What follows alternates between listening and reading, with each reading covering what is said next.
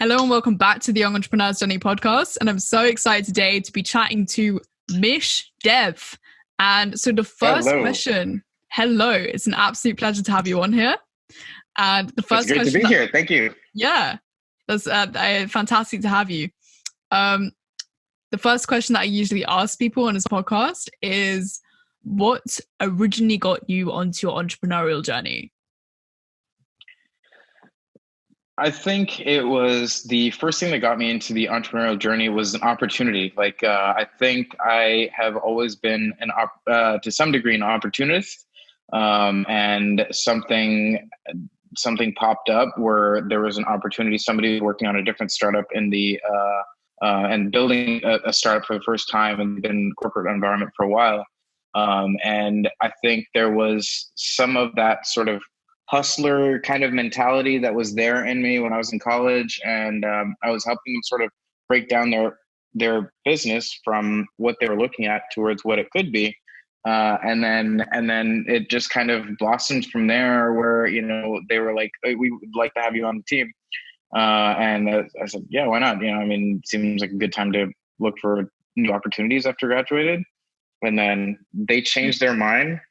They were like, you know what, we're actually pretty good with the corporate environment, but we think you should do it. Yeah. So that kind of blossomed from there, and then the first one and then second one, and yeah, kept going. So. And what does it mean to be? I'd love to expand on that. The idea of entrepreneurs being opportunists. What are your thoughts on that? So I think there's a couple of things, right? I'd say three different ways to look at it. One is that sometimes people just assume that the existing challenges or problems that they face are just how it is, and it's just the way that it is, and so on. Never really looking at, is there something to do about it, or it's challenge. It is what it is, sort of a thing. And then we have, so it seems to me like we have other people who look at it and think, okay, there's a need there, there's an issue there, and that's a problem. The economy right now is totally blanking out right now. What do we do? That's too bad. There's an issue right now that we see, but and then there's like a third one, which is like, okay, there's an issue, I see it, and here's a solution. And here's what we can do. Here's the way we can do something about that issue, and so on. So I think that's where the opportunity part pops up. That's we can always look at it and find something to complain about, but at the same time we can always say, you know what, that's a problem, but we can turn that into a solution. At least try to. Yeah. So. Yeah. That's what I love about entrepreneurs is it's this solution-oriented mindset. Instead of laboring on a problem, it's like, where's the gap? What gap can we fill? Yeah. What need can we meet? What can we create? And there's a lot of creativity, there's a lot of innovation happening there, because you're spotting something that others haven't typically spotted before, and you're meeting the demand of a very specific kind of customer. And yeah, I'm wondering, Absolutely. I know this is a deep question for the beginning of the podcast, but whilst we're on this topic, so entrepreneurs seek opportunity. What else do entrepreneurs do that other people don't typically do? What does it mean to be an entrepreneur?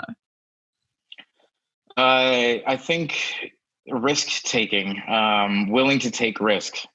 Mm-hmm. And I'd say the wavelength is like how much risk are you willing to take versus, I don't want to take so much, but I see that problem, I see that gap, I'm willing to make that jump. And I'd say for people who are maybe serial entrepreneurs, to some degree, they're willing to take that risk. I think it's probably maybe some experience with actually taking that risk and realizing it's not that hard, or it is that hard and I can probably do it, I can handle that, or I know people who can and whatnot. And so I think that fearless, I don't know if it's fearless, there's still fear. It's definitely still willing fear. To say Yeah. but just that willingness to just go out and do it, right? I guess that hustler Yeah. sort of thing, hustler mentality. Yeah, Yeah. exactly. It's like you feel the fear and you do it anyway. It's like you Yeah, don't let your emotions or your feelings, your thoughts control what you do. You just absolutely. acknowledge that, okay, I'm feeling this thing and it's scary and it's a risk, but I've done the Hmm. cost benefit analysis and I really believe in this mission. And I think that's another Right. thing. It's like entrepreneurs are typically very mission oriented. It's like I have a mission, I have a path, I have a thing that I want to create, and they just go for it. Hmm. And I think that's something that is so inspiring. I'm wondering, are there any risks that you've taken in your entrepreneurial journey that either paid off or and then something awesome happened or it led to a failure and you learned something? Are there any particular risks that you've taken? Yeah, there are a few. Yeah.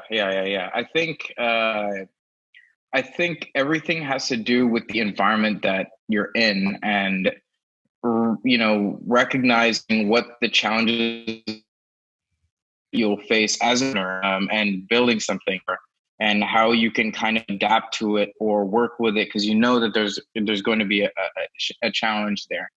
And for example, one of my companies, my first company, I was working with a corporate environment, right, and doing selling and making sure that they benefits of our services that we could offer them, and look at us considering how the number of other people who can offer similar services, and why they would be willing to work with them and stuff like that. And so one of those challenges, of course, when you're at the age when I was like 22, 23 at the time, starting a conversation with a lot of them, they wouldn't even give a minute of their time to listen to somebody who's younger, Mm. and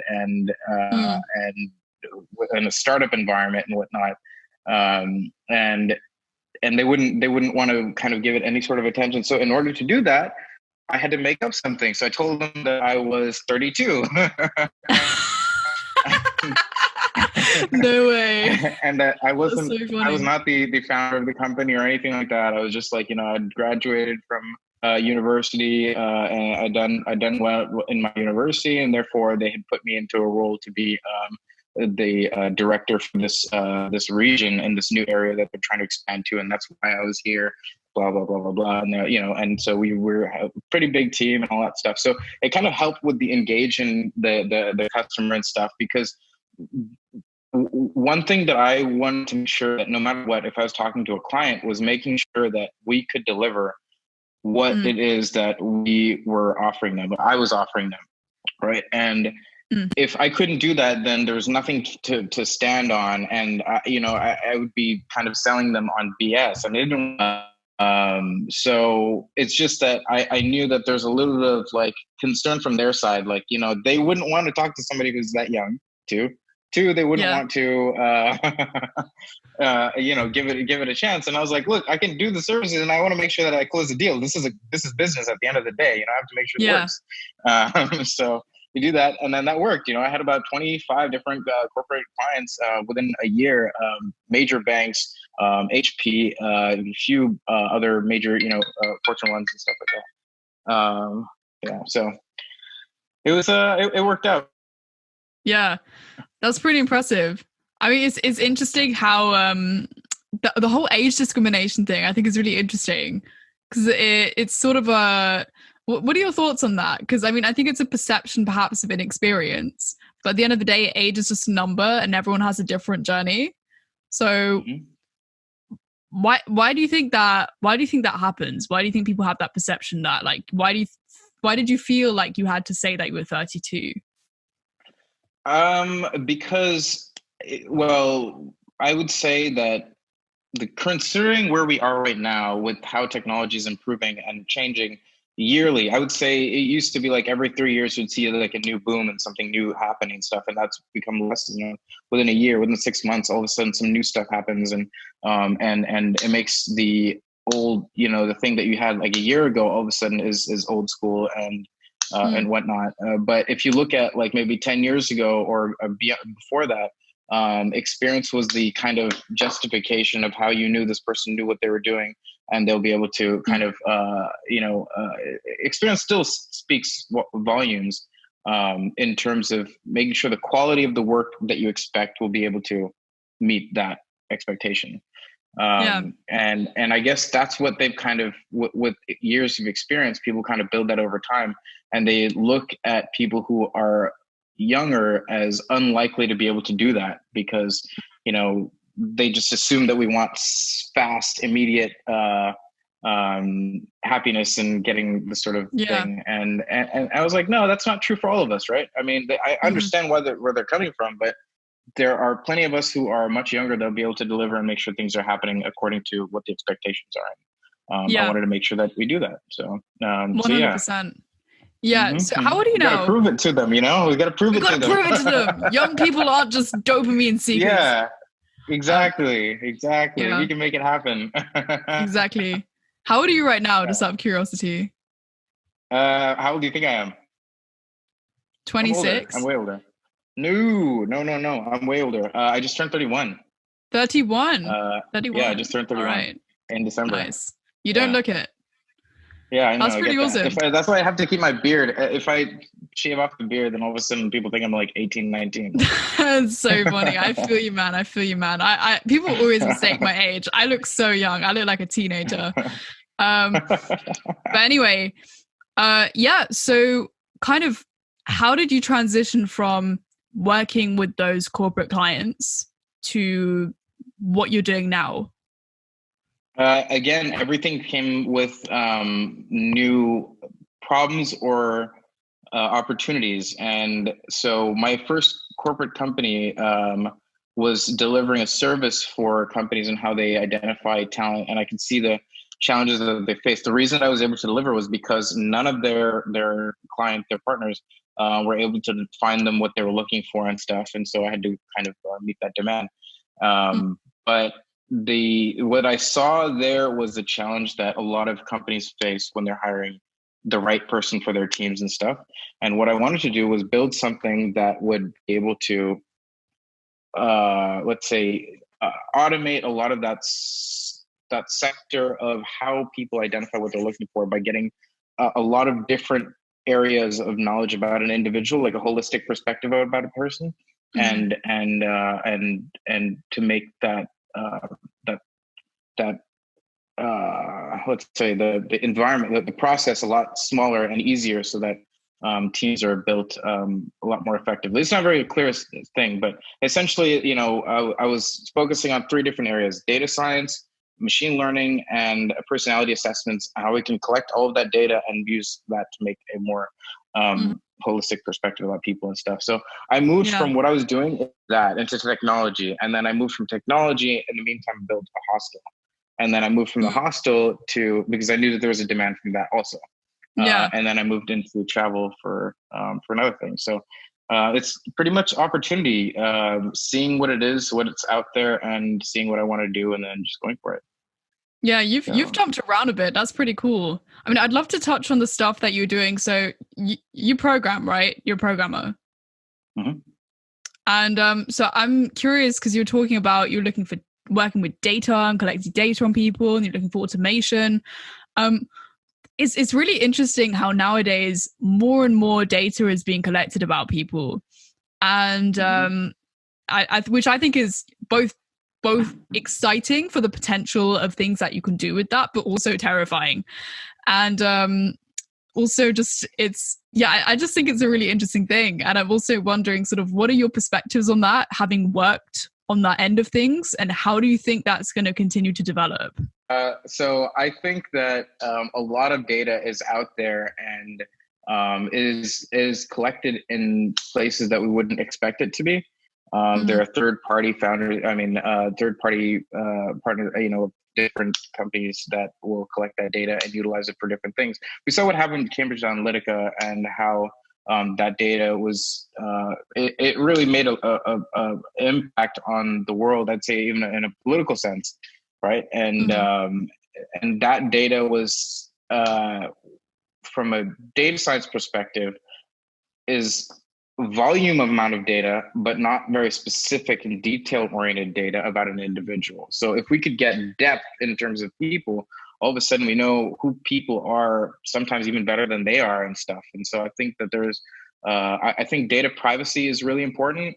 I feel holistically about that. I would like that for myself. I like to, you know, be my own and Yeah, not be like a number in the system, I guess. for sure.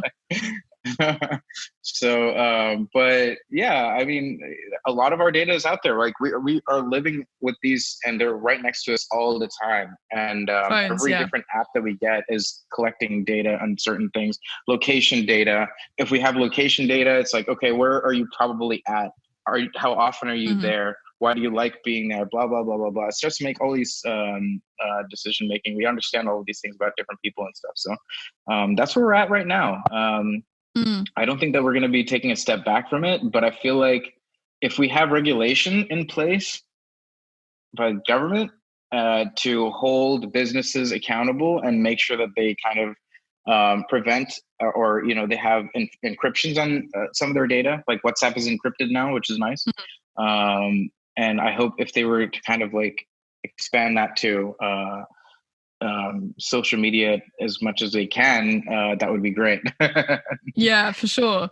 I mean, what do you think is the potential of data? What can we do with it? Because I know we could talk about the scary side of it and data privacy forever, and obviously we all think that's important.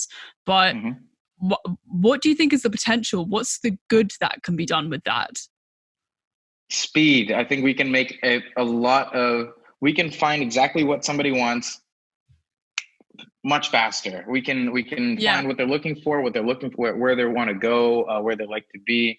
I would say, yeah, that level of connectivity that we have in the world is huge, right? Now we can have relations, build relationships with people from every part of the world. And, like me and you right now, you're in the UK right now, I'm here in the US. I'm in California, about 8 hour difference between us, and we can have full on conversation whenever we want and comfortably. It's almost like you're in next door, like neighbors. It doesn't feel like so different anymore. It's mad. So yeah, I like that. What do you think that could happen with the data that we have right now, like what direction we're going? What do I think? Oh man, you're turning the tables on me.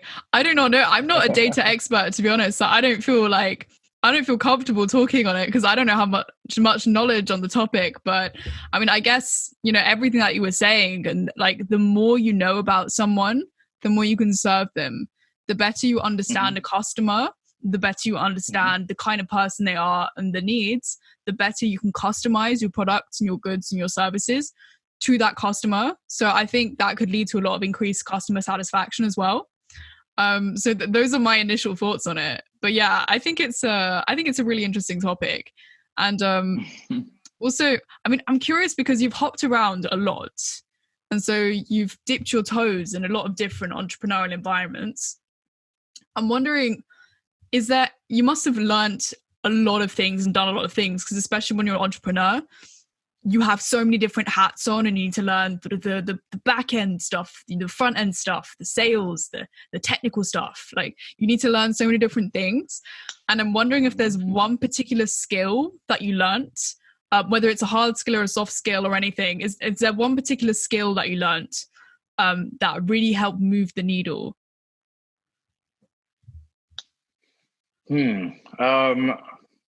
I would say when I started out, I didn't know what all of those skills were. Like when I built the first company, I didn't know that, there's a marketing team and what does the salespeople do and what's the difference between the two and what does HR do and, how important is that? Do I need to worry about that now?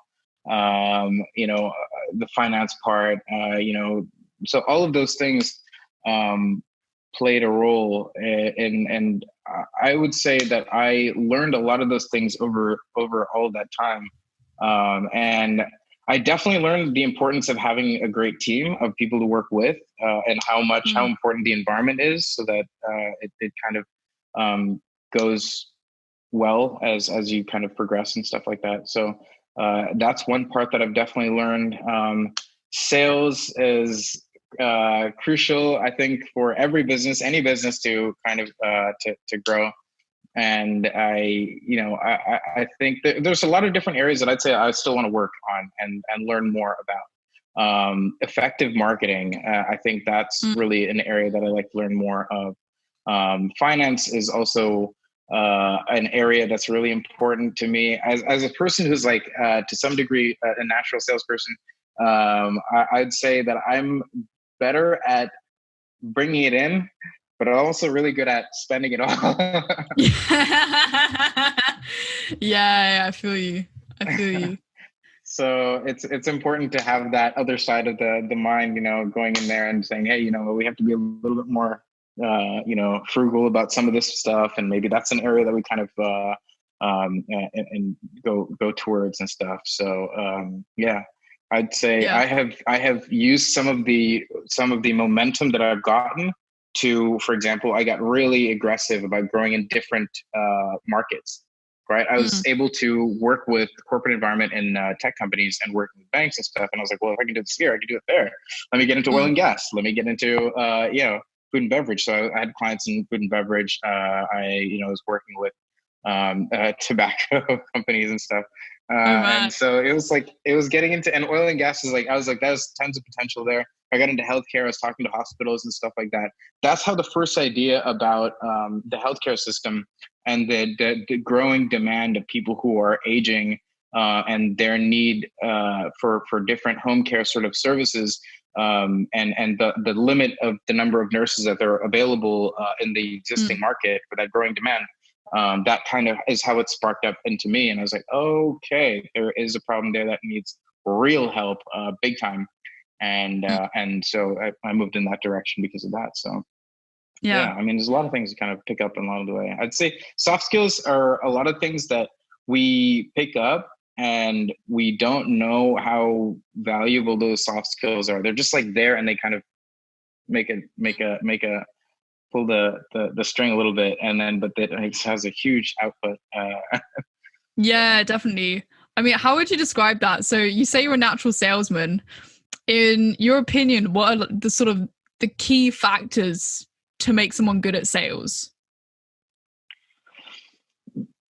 To really know your customer, to know exactly what your customer wants, know what they would want, what they need help with, and you know, whatever you can do to support them with whatever they need. It's their important is more than anything else. I mean, they're spending their time to give you an idea of what they need support on, what they need help on, and for an entrepreneur, in no matter what, I think we have to find a way to come up with a good way to that solution for them.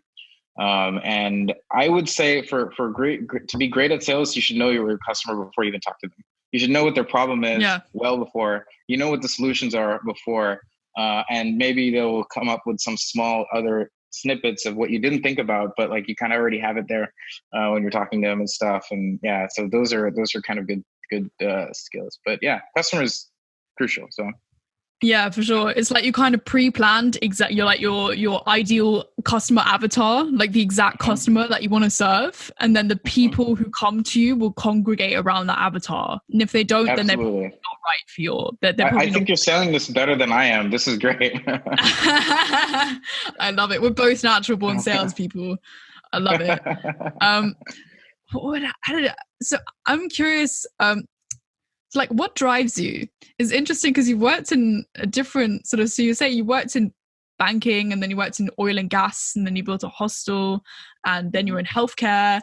And it's like, I mean, you worked in tobacco as well. So it's like some of these are seen as like not necessarily a social good, but some of them are seen, and then travel as well. And some of them are seen as like, there's definitely potential for social good. So I'm curious about that. So the social good part were the businesses that I started. They were all because of some need that I feel in the market. Even the travel one isn't necessarily just because I think people want experiential travel. It's because I see a problem with the existing environment, the world environment, and how countries are looking at building walls and blocking people from different, like this sort of isolation movement. And I'm like, we live in a globalized world. Like everybody's traveling. The cost of traveling is so much less now. Ryanair, all the other companies are doing that. Like as much as we want to have our way and our structure, we live in a world where people kind of are connecting unlike ever. And will be able to travel and live in other places much easier than they could before. So so I want to, in order to meet that gap, because I think there's a little bit of fear, at least in here in the U.S., we were talking about building a wall between Mexico. We're trying to get Mexico to pay for that wall, by the way. Yeah, yeah.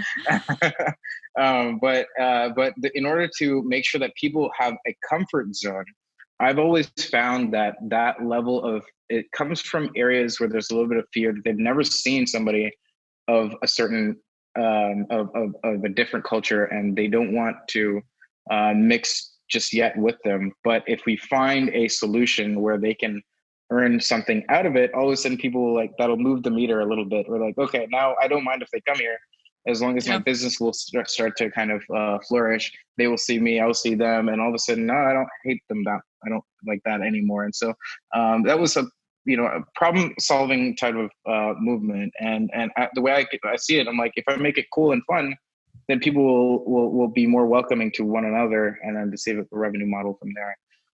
The other one was the business side, right? There's a business side that's also more, how do I make this business grow and make, earn on it? And the tobacco and the other ones were more, the oil and gas is also more of that, right? Yeah. In terms of what I would prefer is what I see like Tesla, what I see Elon Musk, what I see all the other companies that are moving that direction. I wish there was even sooner, and I wish governments would push for that. I wish there weren't subsidies for oil. The cost of oil is whatever we set it to be, wherever it's coming from. It doesn't have, the earth doesn't have a number. That's so true. That's so true. It's like humans decided that. Exactly. It's just, there's oil is in the earth, right? We come up with a number of what it's worth. I'm like, but when we have renewables and us moving in that direction, I would like to see that happen. I would like to support that. But in the meantime, a business works in a certain way where I have to look at how we can make the most earnings and then adapt into something that will do that when the right time comes. So I saw the oil and gas companies because the payout would be big. And I was like, let's see what they are looking for and go from there. So two different world, Yeah, it's really interesting how you manage to balance those. It's like the one is like, how do I learn how to make the dollar, and then how do I apply that learning to other businesses that can have a good social impact, essentially. Big time, yeah. And so your most recent one is the travel one, and I don't know if you've had much time to think about this yet, but you're mentioning this just before we started this, and obviously the world has changed over the past few weeks. With the coronavirus. And so I'm wondering how that's sort of affecting your idea for this new startup in travel that you're building, and how you might potentially pivot, or what you're going to do given the macro situation. Right. So thing about startup world is that we have to move fast when we see an impact and we see a challenge here. With the current situation, travel is in a hard place, no matter which airline it is. Oh my God, I feel bad for the airlines. Some of the airlines. Oh man. Yeah, it's tough. At what point, we'll see some sort of stability in the market that do that. In the meantime, of course, I big time I care about the elderly people, and not just in general. I care about my grandma big time. I love my grandma. She's the best, and I feel the same about everybody else that I see. I don't like seeing people in a hard place, and so from the good, seeing what I can do to pivot in order to make sure I can meet that issue. And on the business side, I know that it's not going to work from the travel industry. People are not going to be traveling. It's not going to work. So it's going to be a huge pivot over into a different area altogether. And so that's what I have been planning for the last week and a half, 2 weeks, talking to other colleagues and agencies about something that I had won an international competition for about 5 years ago, Nice. in the healthcare space. And so that's what the plan is. plan is, as much as I love GoSkyHy and I know there's a market for it, when the time is right, maybe in a year, 2 years, 3 years from now, I will go back to that and bring that back together. But for now, it's just not going to work. So I have to adapt. Adapt and thrive. Adapt and thrive. I love it. You got to do it. You know how it is. Yeah, you got to do what you got to do, man. Yeah, I mean, I'm genuinely impressed. Like the fact that you've had to pivot so fast, and this is like your baby, and now it's like, well, I've got to postpone the birth of this baby. That's a weird metaphor, but anyway, I think that's really cool. And it's like, again, it's like you're definitely very much an opportunity seeker. You're seeing now the demand is in healthcare, so you're like, okay, guess I'm pivoting to healthcare. It's like no questions asked. And I think that's another cool thing. Like another interesting thing I find about entrepreneurs is they don't really think about all of the steps to get somewhere. They just make a decision. They say they're going to do something. And then they're like, oh, I don't actually know how to do that. And then they're just like, well, I'll figure it out.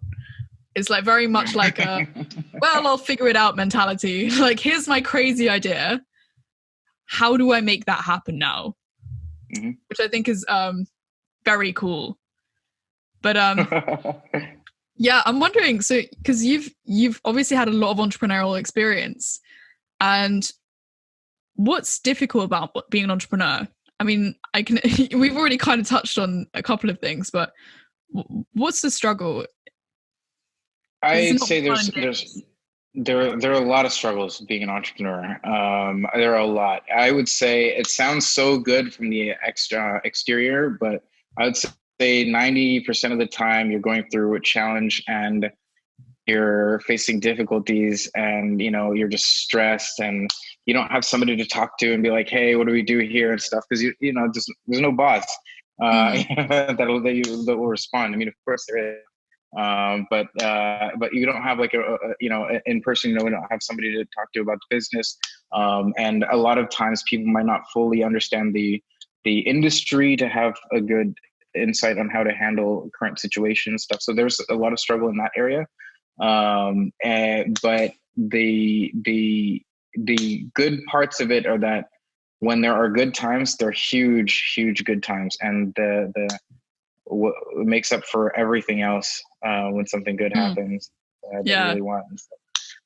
As far as like the hard part about being an entrepreneur, I would say about that sort of drive is staying on the mission. And I have pivoted a lot, and I would say how do I do that? How do I do this part is usually has been the challenge that I faced for one of my companies. Future Me was one of those companies. Future Me Helper IO, the same kind of company, was one of the hardest ones, and that is because it requires, to me, it requires certain people who really understand the framework of what we're trying to do there. People who are experts in data science and in personality assessments or in psychology, organizational psychology and software and stuff. And the thing about putting your fingers in a lot of different baskets is that a few people in a lot of things, but you might not know necessarily an expert in certain things because you spend so much time in so many different areas, right? Yeah. And I'd say that's a challenge, is when you see a problem and you want to solve it and you see how you want to solve it, but then you're like, okay, how do I do this? And you find out, okay, doing that is a lot harder than I thought. And for example, if you need a co-founder who has 3 co-founders who have data science expertise and personality and within psychology, that you feel comfortable they can deliver their part and of the model. And if you don't know them, then that becomes really a struggle, because you could get started on something and it won't meet the expectations that you have, and then you'll be struggling and frustrated a lot and stuff, and then you have to kind of move on to something that you can do. And moving from there. So that's, for example, that's what happened with Future Me. I was like, that is A lot harder than I thought it would be. And the data that I'm looking at or looking for to build, it doesn't exist Mm. anywhere yet. And so it's going to require a lot of support from a lot of people who are experts and stuff, and building that right kind of team. Environment is so important, Mm. so important. People that you can work with, that you can trust each other. I think trust is super important to me. Mm. And that you can work together with somebody that you really feel good with. That's so important. So How do you build a good team, and how do you manage to find the expertise and then bring it together so that it can make your project grow? yeah, so I would say it depends on which area you're getting into, Mm. and how much expertise you have in that industry. Mm. My first company, the hostel and stuff, I did it. I didn't need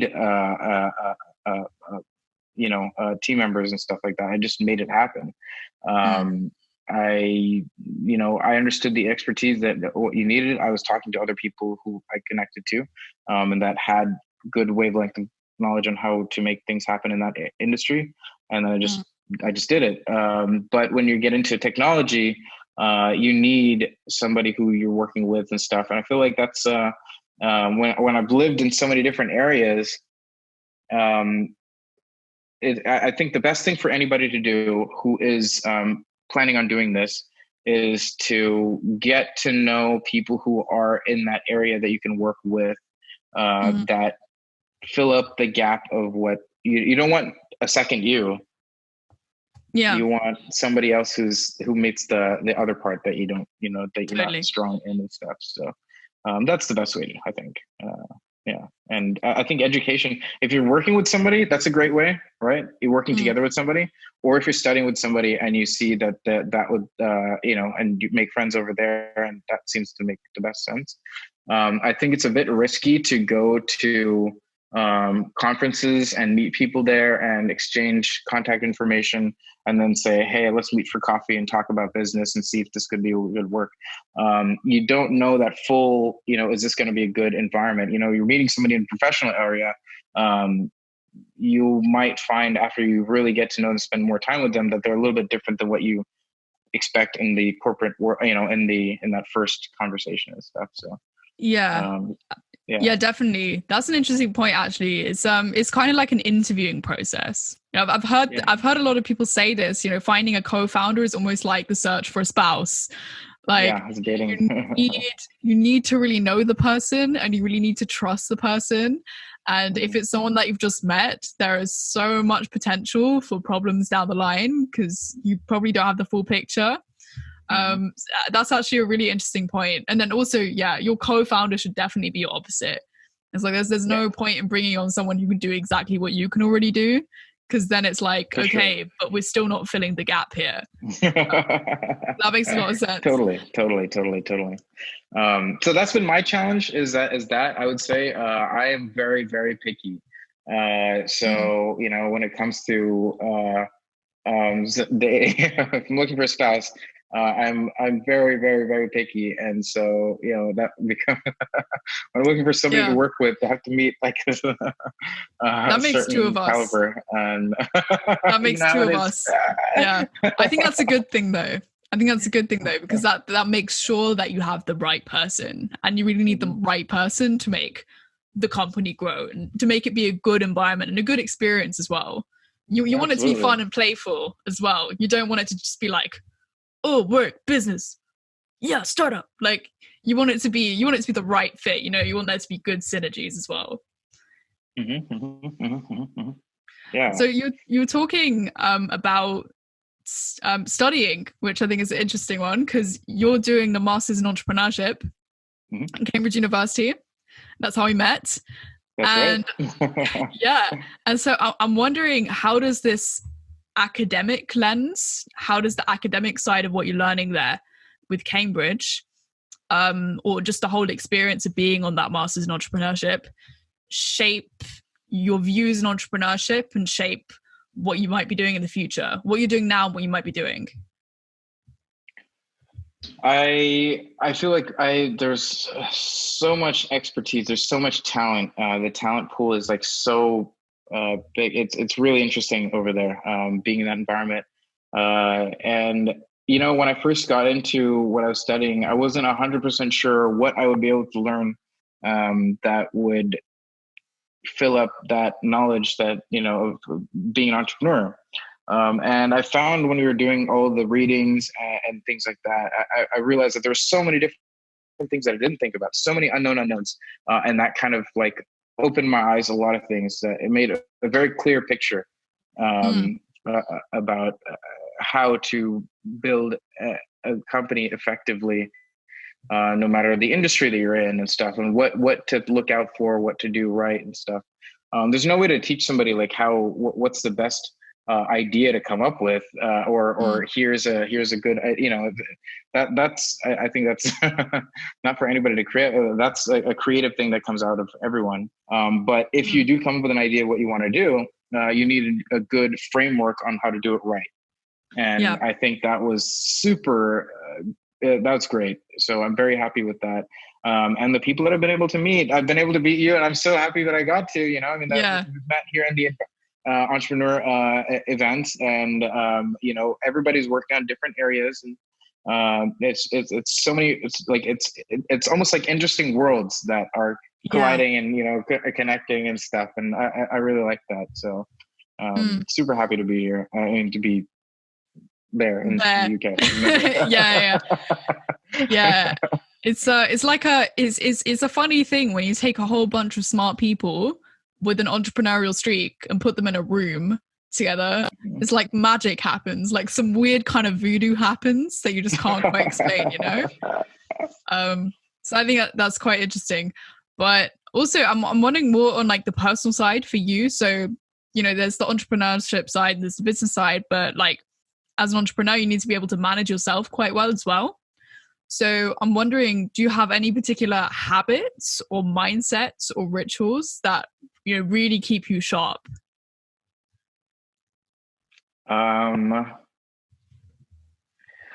I like to drive fast.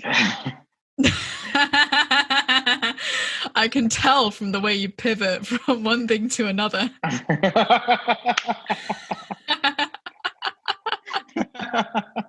I didn't see that one.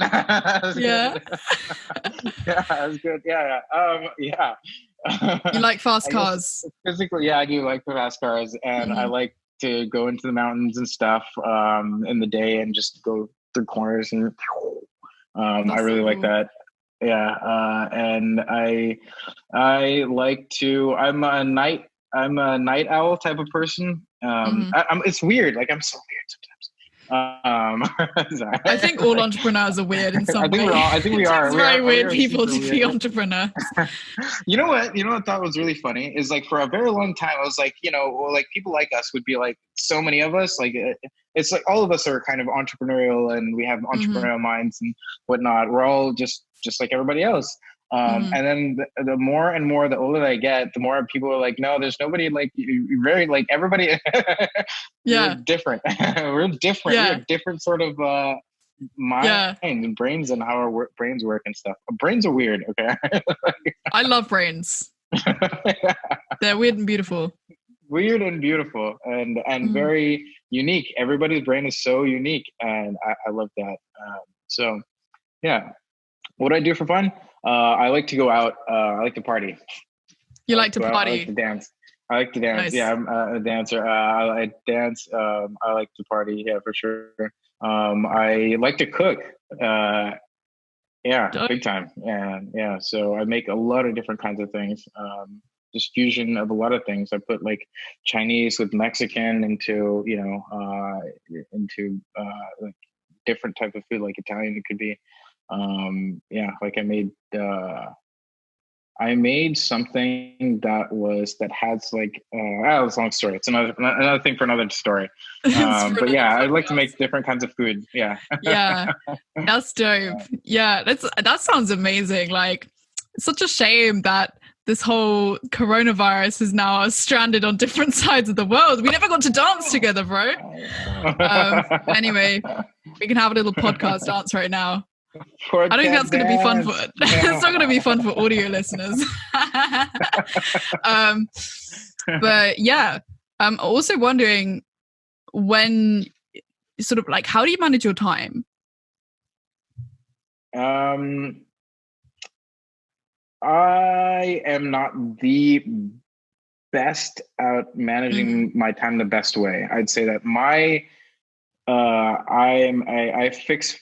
put water on fire, basically. I'm like, oh shit, this needs something. I need to take care of this now. This is the first thing that needs to be taken care of. Need to do that, need to do this, need to do that. And I'm sure that in the corporate environments, for example, you really have a very clear structure. You know, and I like that. The scheduling, time management is super important for any company. I try to do it the best that I can. It's just that when you're getting into a lot of different new areas, then so many things to learn, and you don't know how much you don't know, and you're like, I feel you. So it's a very last minute kind of approach. You know what? This gives us hope, because if someone could do as many dope things that you've already done without good time management strategies, it's like, yeah, anyone can do it. Anyone can do it. Yes, you can. I think that's one of the things that I almost live for. I want to be able to prove it to everybody else that they can also do it. They have the opportunity. They can make sure that they have that as long as they make as long as they work hard and smart and effective in what they're trying to do, they can accomplish their dreams and stuff. And it's possible. Anything is possible. Anything is possible. I totally relate to that. We're definitely aligned on that. There's so much opportunity. The world is full of opportunity, and there's so many things that you can do. You just need to push through that fear and take a few risks, and be willing to fail miserably as well. You definitely need to be willing to fail. Have you had any particular failures where you failed, but then you learned something important from it? Yeah. Team management was one of the things that I learned that I had to do. So I had a team of about 35 people, a company. And the thing is that, I had given people certain roles and what they should be doing, and I was expecting certain things. And, I went through like few months of like no new sales coming in. My biggest sales. So I was doing pretty much all the sales. And then the other person who managed to do some of the sales was my intern, who I hired big time, full time after. And she was awesome, and she got things done over there. But some other people that didn't kind of make much movement on the sales area that I hired that had a lot of experience, like 12 years of experience. And I was expecting them, for example, in the oil and gas area, that they would be able to, open contracts and stuff, but I had to close them, you know what I mean? So it's like, there's certain expectations that you kind of have to do. So team management is really good, making sure that people do the best work that they have, and some level of accountability. I guess the other area that I think that I failed and learned from is what happened to Future Me. Like, that's way too complex, way too early on. I think somebody was saying that you can't try to, if you want to be like Elon, you can't start off by building SpaceX. You got to start off with X.com, and get into PayPal, and then you can go to the next steps and stuff. So I think it's important to be realistic on what you can do. Yeah, definitely. It's like you solve a small problem, and then you solve a slightly bigger problem, and then a slightly bigger one, and a slightly bigger one. I feel like we just go up the ladder of problems as you get more experience. That makes sense. Yes, 100%. The problem ladder. I'm gonna copyright that phrase. Yasmina came up with we're gonna make this official now. Like, Yasmina came up with the concept of the entrepreneurial problem ladder, and it's gonna be taught in academia for decades to come. I think so. I think so. I hope so. 100%. I hope so. 100%. I do have another question that I'm curious to have your thoughts on. Okay. How do you build good business systems? What do you mean by business systems? I don't know, because in a business, or in a startup, Mm-hmm. you need some kind of a system for getting things done. And you need some kind of a system to sort of allocate your tasks, and with team members as well, and for strategy as well. So I'm curious to hear your thoughts on that. Yeah, so I think it have to be very clear on, if you have, let's say, if you have Asana, or if you have to have a certain method on how you're going to be holding all of your tasks, and who will be able to deliver, and what time frame they'll be able to set it to. It depends on who you're working with, I think, and for like, there's some level of transparency and honesty with what they'll be able to do. And making sure that they know that, I mean, they come up with the exact time that they'll be able to deliver their task, and then holding them accountable for to meeting that sort of that. So if you're in tech sector, then all of that is going to be, let's say, for example, you're building a website for e-commerce and stuff, right? You're going to start off with login registration, making sure that people have that. Then you need to make sure that you have first you have to sort of design what you want in the thing to do. Then you have to think about the whole back end, what the database is going to be looking like and how that's going to work. And then you have to fill up the whole server and how that is going to connect to that, and it's going to connect to the database. And it's going to come back the entire circle and stuff like that. And when each part of it, how important each part is, and when to do that, and who's going to be doing that and how. And a lot of times you get bumped into something that doesn't get done in the time you expect. I remember sitting in front of some code for 3 days, and I couldn't figure out what the hell is the problem. And I couldn't, like, there's a problem there. There's an error. It's popping up with errors, and I didn't know, like, how do I move to the next step? I can't do any work on the other one, because it's kind of waiting for this part to be finished. This task to be done. And I couldn't figure out what that error was. And then I found out, like, 3 days later, it was a missing semicolon up. Missing semicolon. And I was like, that's so frustrating. Oh my God. I couldn't tell you how stressed, yeah. Yeah.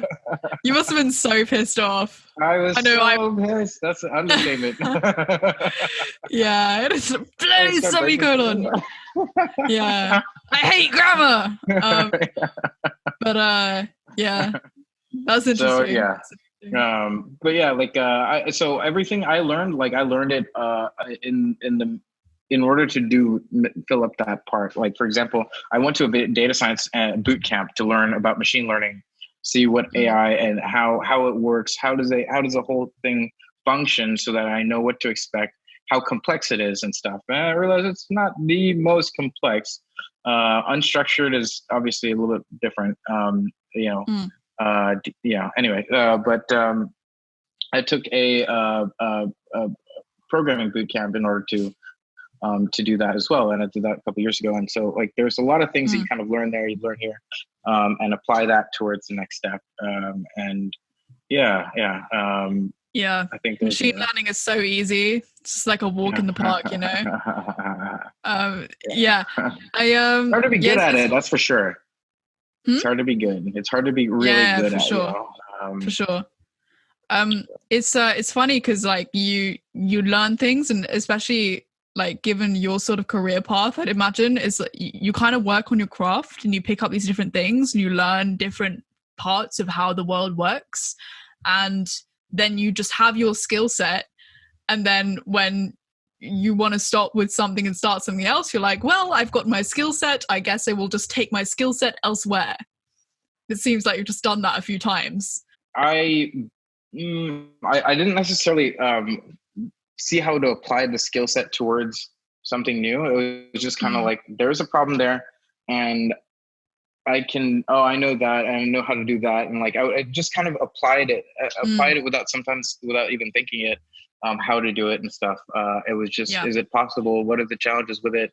What do I face with that? Who do I need to implement that and stuff like that? So yeah, Sure. I think it almost becomes like a natural thing, I guess, like a Yeah. like I think our brains are like icebergs, right? We have big icebergs and like we just see the top of it. And like, how does it work? Okay, that's how it works and stuff. But like, there's so much going on underneath, and it plays a role in a lot of things. So Yeah, for sure. um, Yeah. It's all about I the was like, opportunity mindset. yeah. So I guess my final question for you is, what are the 3 key truth bombs that you would drop on a young entrepreneur about the entrepreneurial journey today? I would say one thing is be okay with taking risks and try to fall early. Try to make mistakes early. Try to make big mistakes early without too much in that area, investing too much into it. As much as you can. I mean, learn as much as you can, I'd say. And I think that's a really important factor. Meet and learn a lot from other people. Try to understand the picture of what business is like, and I would say focus on the problem and focus on building something for that as much as you can. These aren't the best sort of, I'd say, I'd say the no pressure. Doesn't have to be the be all end all of like, this is gospel and it's written. Take risks, make it happen. Yeah. That's what I'd say. I'd say get out there and make it happen. Risks. Talk to customers. Make sure your customers really know what they need. Make sure you really know what your customers are going to need. Make sure that there's a real demand for it, and make it happen. And put everything you can into it. Go all the way, the best way that you can. And do it all the way to the end. Fight to the end. I love it. We'll get our swords. We'll get our armor. We're here with our spears. We're so ready. Love it, Mish. Do you have anything that you'd like to plug to people, or where can people find you? Anything that's cooking right now? So you can find me on Insta. You can find me on Instagram, Mysterious27 over there. I would maybe this would be so I'm right now working on something for the healthcare system, and I can do another day maybe talk about what it's all about.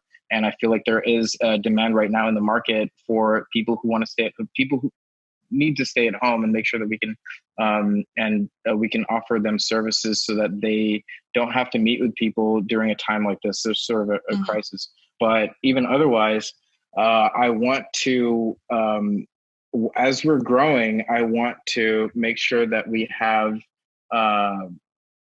the same thing, like the shared economy, playing a role in how we can provide services for a lot of people, so they don't have to go into nursing homes and stuff. So it's elderly care that I'm focusing on.